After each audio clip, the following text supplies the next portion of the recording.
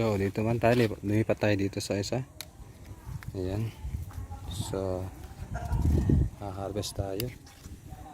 Ito yung exciting part. Mag-harvest. Ayan o.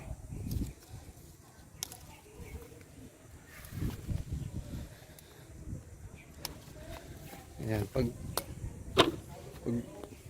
kahit kuminsan kasi may mga may mga bunga na mahirap tanggalin. Kaya ginugunting natin. Ayan. Pero naman yung iba naman madali lang tanggalin. Bilis lang i-harvest.